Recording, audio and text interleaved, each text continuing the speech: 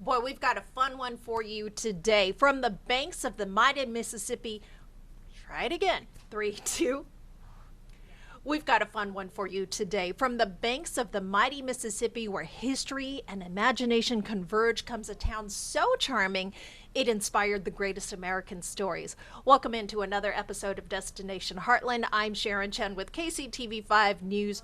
Today, we're going to step into the pages of a classic, Hannibal, Missouri. So without further ado, I'm going to go ahead and bring in Trisha O'Sheltree. She is director of Hannibal's Convention and Visitors Bureau. Welcome in, Trisha. Hello, thanks for having me. Of course. All right, so today we're going to do things a little bit different here on Destination Heartland. We're going to begin with what might be considered some breaking news here. This is an exciting year in Hannibal, which is the hometown of Mark Twain, and there is a very special event planned to recognize that milestone. There is.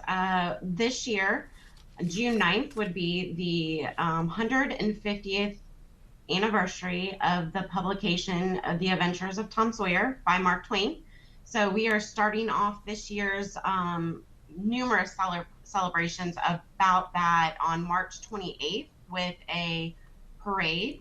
150 years of Tom Sawyer. So we're going to have a parade with all kinds of floats. Mark Twain himself will be the Grand Marshal, and we will have Tom and Becky and a bunch of other characters from the book in that parade. Oh, I love that.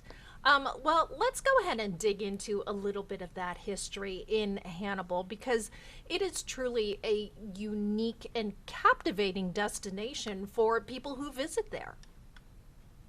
It really is. Hannibal is an authentic Mississippi river town that was brought to life by the literature and river lore that Mark Twain wrote about. We have small town friendliness here. It's really still like stepping back in time when Samuel Clemens was a boy living here.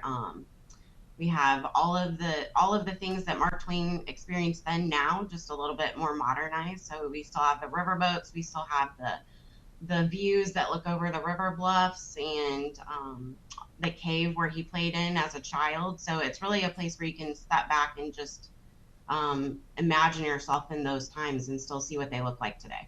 That's amazing because he truly does leave behind an incredible legacy, and the fact that people can go there and kind of experience it and explore it, that is quite the experience in itself. It really is. And, the modern part of it these days, we have Viking and American cruise line ships that come here and dock. We spent quite a bit of money redoing our riverfront to be able to accommodate visitors that way as well. And so we're always looking for ways to capture different and unique experiences for people that come here and visit. And what I love about this is, you talk about Mark Twain, one of the greatest American, authors, but the attractions that are available for people to see, it's for, older people all the way down to kids, right? Absolutely. We have something for everyone. So we have, of course, all of Mark Twain's properties. So we have the Boyhood Home, Becky Thatcher House, Grant's Drug Store, where Clemens' father used to do practice law out of his building, the Huckleberry Finn House. All of those properties are managed and taken care of by the Mark Twain Boyhood Home and Museum campus. We have the Mark Twain Cave Complex, where Mark Twain Cave is the cave that Samuel Clemens played in as a child. And so that's available and fun for families to do. We also have our Mark Twain Riverboat, which you can get on there and do a sightseeing tour, or you can get on there and do a dinner cruise in the evening time. We have other famous people from Hannibal that also have things here. So really, it's a great, well-rounded experience. We have a great art scene here in town with murals all over a bunch of our buildings in the downtown historic area. We have bed and breakfast. We have Rockcliffe Mansion, which is a bed and breakfast, but also you can take tours. That's the last place that Mark Twain spoke at when he came back to Hannibal. So there's really something for everyone. We have outdoors, parks, hiking. So no matter what you enjoy doing, you're going to find something here to do. Oh, I love it. And you actually opened up the door to my next question, which was, beyond Mark Twain, what other historical figures have that connection to Hannibal, Missouri? Yeah, so probably the next most famous person from Hannibal, most recognizable, is Margaret Tobin Brown, better known to most people as the unsinkable Molly Brown. Oh, yes. She was, yeah, she was born here and lived here until she was 18. And we actually have her home that's still intact here in Hannibal that she grew up in with her family. And it's available to be toured. In that museum, we talk about the Irish heritage, how she grew up in this small cottage house in Hannibal during the Gilded Age boom.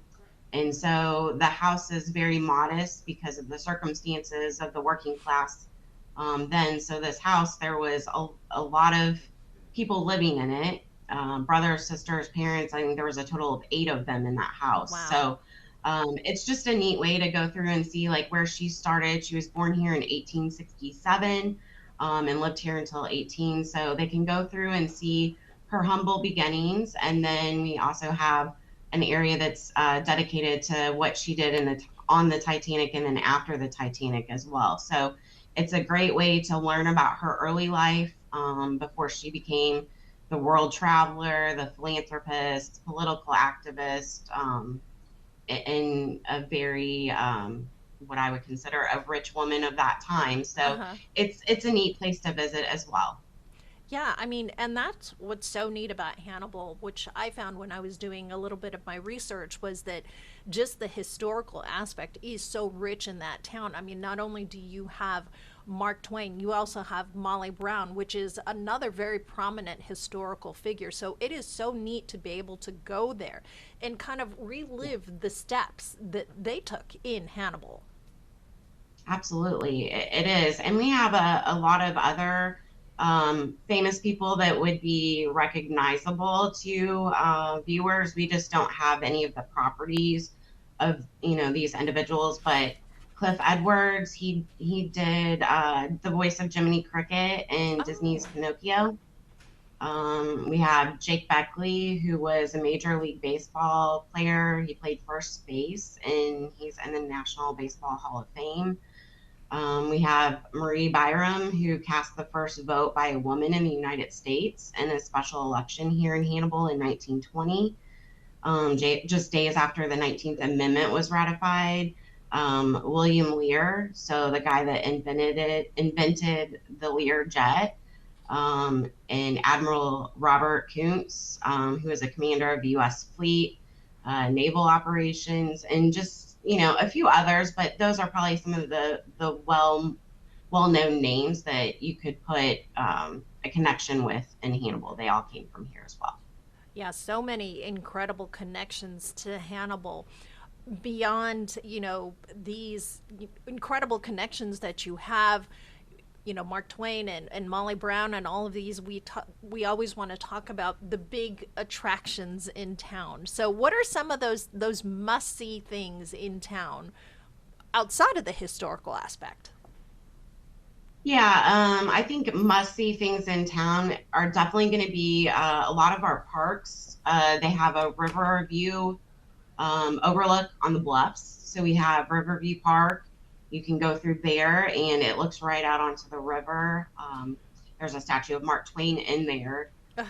We have Lover's Leap, which is at the south side of Hannibal. You go up this bluff, and the story there is that there was 2 Indian tribes, Native Americans back in the day, and one lived on the Missouri side, one lived on the Illinois side, and the daughter of the chief on the Missouri side fell in love with a individual on the Illinois side, Uh-huh. and their romance was forbidden because it was 2 different tribes and they didn't want to commingle. And the two fell in love and decided that since they couldn't be together, Uh-huh. the chief of the daughter wouldn't allow it. So they ended up leaping to their death off of what we call Lover's Leap today.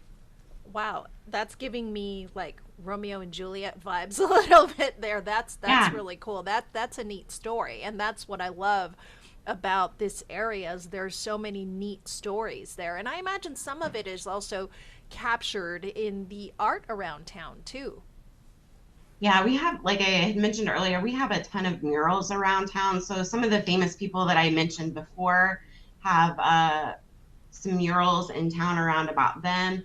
The back of our city hall has all of the major characters from Tom Sawyer to Huck, Tom, Becky, Jem, all of those people. Our lighthouse, we have a lighthouse on Cardiff Hill. We have a veterans memorial on Cardiff Hill as well, along with just some other depictions about Hannibal, and then just some more just pretty artsy type murals and stuff. But you can actually spend a whole afternoon just driving and walking around to these different murals and enjoying the art.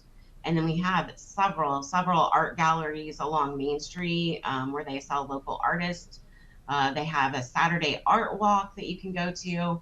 We also have Bluff City Theater in town that puts Wow. on shows as well, theater performances throughout the year. So it's not just history. It's a lot of scenic views. It's a lot of art. It's just a ton of fun. And then we have festivals that happen almost year round, pretty much Mm-hmm. from March through December. And so pretty much there's something to do every weekend. So you can come in for the history and see a little bit of the art, take in a festival, and you can leave here well rounded, Oh, I love fed that. with all kinds of stuff. It just, I mean, the list of to do is endless there in Hannibal for sure. Let's stick with arts and move into entertainment because that kind of goes hand in hand. Just kind of describe the entertainment scene there in Hannibal for us. So entertainment, like I mentioned, we do have Bluff City Theater. Mm-hmm. It's a professional artist-driven company. They have about 90 seats that they put on performances throughout the year. We have the Hannibal Arts Council. They have exhibits, classes, concerts. They also put on one of the largest and long-running festivals here in town, the Folklife Festival. In the summertime, the Mark Twain Museum puts on a free concert series on Thursday nights Oh, cool. in front of the Boyhood Home, and it's called Music Under the Stars. And again, we have the galleries and the murals, a lot of places that you can dine in the historic downtown Hannibal will have live music on the weekends. They'll have local artists and bands that come in there and play music for you outside on their patio or inside their establishment. And so you can go in there and listen to local music and have a nice relaxing time there too. Well, I imagine because you said, the cruise ships come into Hannibal. So, because of that, the entertainment value must be quite high there. Yeah, it is. In addition to those things too, we have Mm-hmm. what we call Mark Twain Live. So there are um, there are Mark Twain impersonators who put on a Oh, live performance. They do that at the Mark Twain Cave, and sometimes they get on the riverboats themselves and do special performances for those passengers. But that's a neat experience too because it's the story of Mark Twain told from Mark Twain's perspective, and it has a lot of his wit and humor in the show, and telling his tall tales that he would tell, and those shows are really a lot of fun too to see. So no matter what kind of entertainment you're looking for, you'll be able to find something. yeah. And it sounds like, Mark Twain is kind of intertwined into all of it, too. Yeah. Yeah. We're very proud of him along with everyone else in town, but that's from here, Molly Brown and stuff like that too. But Mark Twain is definitely the guy that put us on the map. So everyone celebrates him. Yeah, for sure. I can understand that. All right. Well, we still have so much to dig into Hannibal. As I say, we just are scratching the surface, but right now we want to take a quick break and then we'll be back with more Destination Heartland in Hannibal.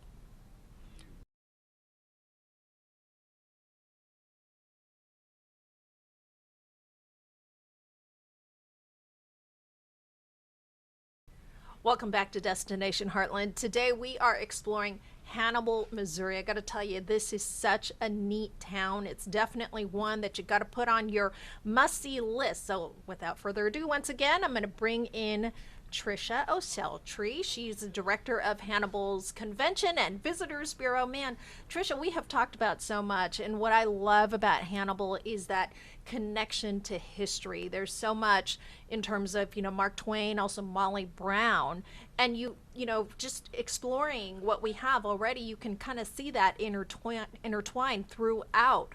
Right now, we want to dig into the fun part, I always say, which is the shopping and dining in town. So let's start with the shopping. Kind of set that scene up for us.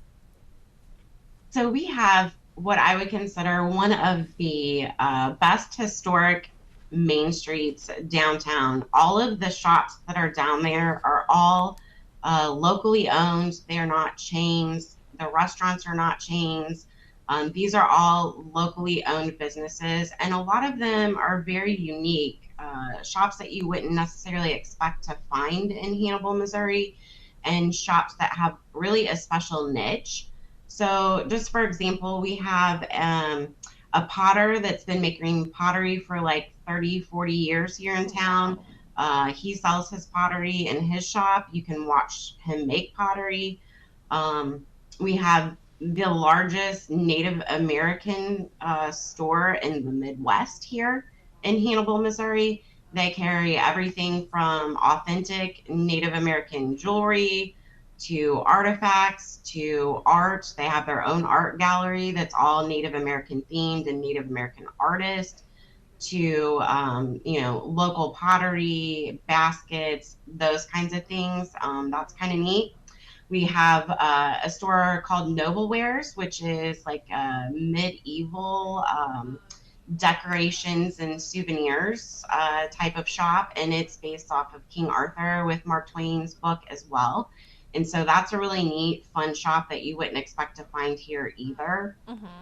We have a lot of antique stores that you can pop in and find little treasures to take home with you. We have bookstores, which bookstores aren't necessarily usually a thing you find a whole lot of anymore. A lot of people do the online thing, but we do have local bookstores here on Main Street as well. And then we have a few what I call sweeter shops. We have a chocolaterie Stom here that does all chocolates and gelato. We have a bunch of, well, I won't say a bunch, a couple different ice cream shops on Main Street as well. They make their own ice cream. So really you can shop, eat, and just enjoy. The whole street is just full of neat little things that you wouldn't expect to find here, I think. You caught my attention with chocolate and ice cream. That's kind of my my favorite. I have a terrible sweet tooth, but I love that. I especially love when you go to some of these smaller towns that they have, the old time sweet shop confectioners, right, that you go in and you get the candy, and then of course the ice cream parlors. Yeah, that's really fun for sure. Yeah, and we do have one restaurant that makes their homemade root beer, and you Oh. can buy it to go still. And then we have an old time candy shop as well. So again, just all of the things, you can get something to eat, drink, and be merry. Oh, I love that. And when you talk about the history of Hannibal, is there like that quintessential souvenir that kind of captures Hannibal that people want to get their hands on when they're there? Yeah, I think the Mark Twain Museum gift shop has something that's really cool that we haven't touched on yet. They have the actual original Norman Rockwell paintings that depict Hannibal, and so they have those like souvenir prints and stuff that you can buy there, which are great souvenirs because Norman Rockwell did a great job painting the characters in Hannibal and a lot of those prints. And so those are always fun, unique items to pick up and take home with you. And then we have a winery out at the Mark Twain Cave Complex that they make their own wine. So you can pick up a specialty bottle of wine, red, white, it's sweet, not sweet, dry, whatever your taste buds are. There's a label and it's named after something here in Hannibal. We've got the famous Mark Twain Dinette root beer you can take home with Mm. you as a souvenir. And then really, there's a lot of shops that have like the t-shirts and things like that, but what makes them different is I would say they have like a Mark Twain twist on them. So a lot of them you'll find some of his more famous quotes on the t-shirt, or it'll say like Mark Twain for president, or just fun little souvenirs that are apparel that you can pick up too. But a lot of kids type of souvenirs are going to be like the straw hats that Oh, Tom yeah. Sawyer would have worn, corn corn pop, like the corn pipe, and Hmm. there's some dolls like Becky Thatcher dolls and things like that. So there's souvenirs for everyone, every range, but those are the typical must-haves. Yeah, and that sounds fun because it kind of hits every age group there. When you Yeah. talk about, the shopping scene there, are there those kind of local favorites that people visiting tourists may not necessarily know about? So I think most of the locals' favorites are going to be on Main Street. Java Jive is a little coffee house. They have soup, salads, sandwiches. The locals hang out there all the time. So Hmm. that's a local favorite spot. There's some other dining options on Main Street. The Old Wolfhound Pub is now new, and it's an Irish fare menu there. And so a lot of people hang out in there. They also have some live entertainment. We've got a couple other local favorites that are outside the historic district. As far as restaurants, we have the Rustic Oak, which is in a shopping center right off of 61. Hmm. They have all like the home cooking type foods. You can get pretty much anything you want out there, from steaks and seafood to wraps and tenderloins and all the things. And then we Yum. also have another great restaurant that's outside the historic district that is a local's favorite as well. And that's Fiddlesticks Restaurant. It's off of Highway 36. And it's another great place to eat that has pretty much anything you want as well, from steaks to seafood to salads to wraps to everything. So I would say a lot of the favorites are actually downtown, but we have a couple outside that if you are here on a weekend or a weeknight, you will find tons of locals in those establishments. Awesome. All right, so then let's dig into the dining scene in downtown because I would think with the cruise ships coming in, it is quite the scene down there. It is. We've got a lot of restaurants that have some patio seating outside, which is always great in the spring and summer and fall to be able to sit out there and enjoy a bite to eat and something to drink. The Mark Twain Dinette, like I mentioned before, they're famous for their homemade root beer, but Mm. they're also famous for the Maid Right, which is what I understand a Midwestern thing. Yes. Some people don't know about. And then also our fried tenderloins tend to be a Midwestern thing, and they offer those there too. And then a great Italian spot is called the Brick Oven Pizza. They do Italian dishes, but also wood fire or brick fired pizzas there, which are amazing and hard to duplicate other places. We've got the Old Wolfhound that I had mentioned that does the Irish fare. We've got a Mexican dining restaurant that overlooks the river. It's right up there against the levee, so you can sit outside there too. And then a lot of like the ice cream shops, the Chocolaterie Stom shop, all have, and Java Jive, all have like tables right outside their establishments where you can pick up something and just sit out there and watch the traffic and the people walking around and just take it all in. So it's a great place to sit, eat, and relax. And then a lot of people also talk about our catfish here in town. It's a Uh-huh. popular item in several restaurants. And so whatever kind of food you're looking for, you're going to find something that you like and enjoy. Let's talk a little bit about those regional specialties. I remember when my mom and dad they visited, I think it was around Hannibal, Missouri. They talked about the catfish, which is kind of that regional specialty, right? Is it just kind of Yeah. explain to us what that is? Yeah, so here we catch the catfish from the Mississippi River, bring it in, and you can have it in a fillet. Some restaurants cut it up in chunks into Mm. more of like nuggets. So it would look like a chicken nugget, but it's a fish nugget.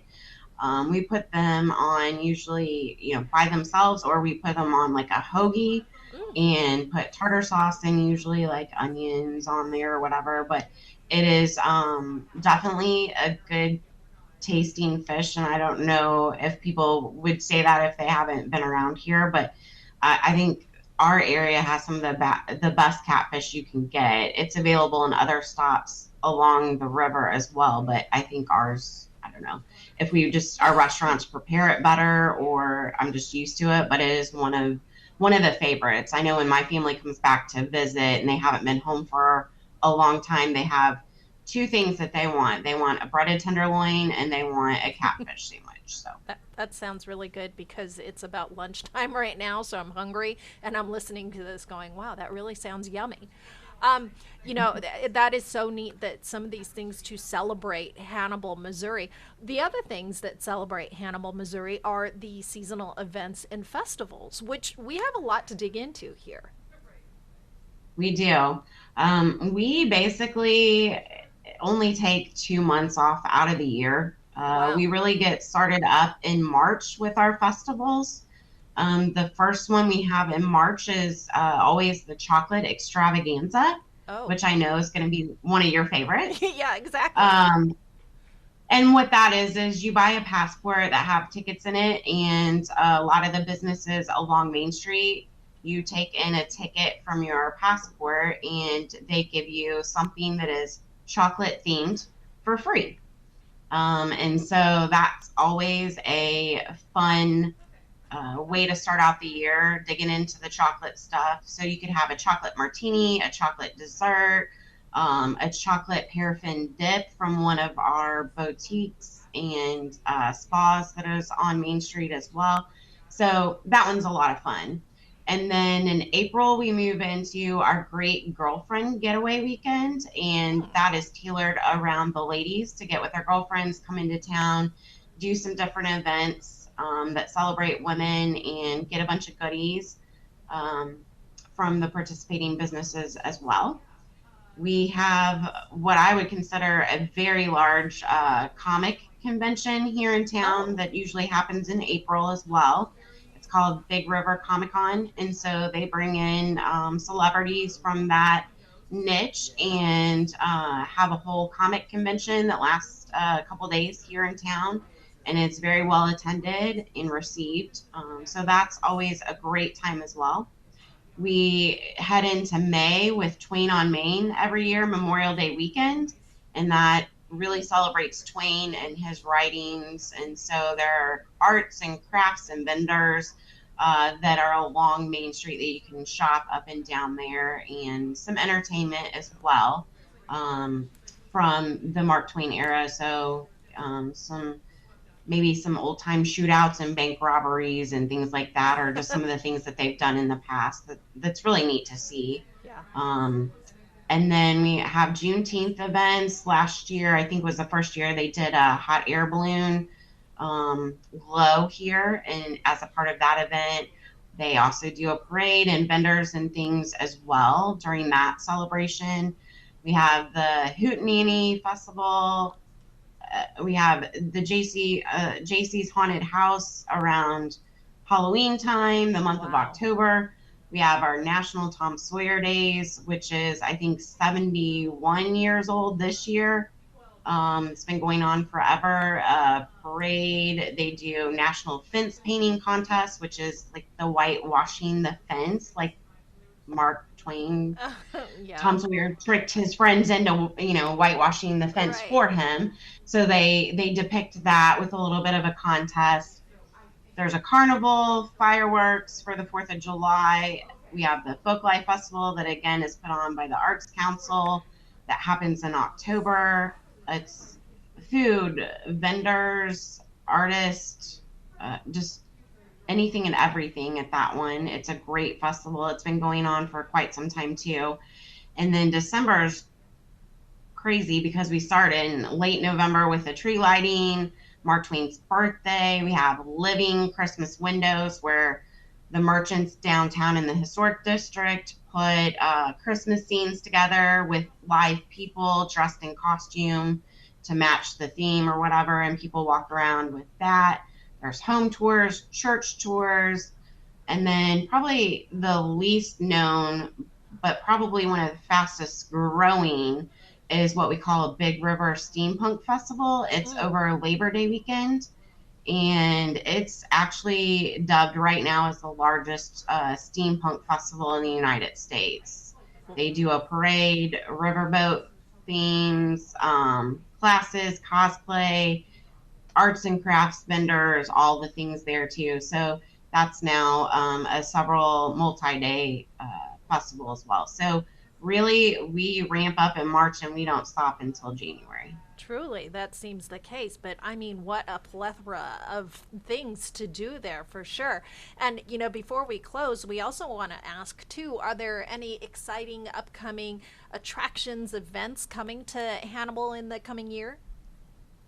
There are, along with celebrating America 250 this year, we're also celebrating the 150th anniversary of the Adventures of Tom Sawyer.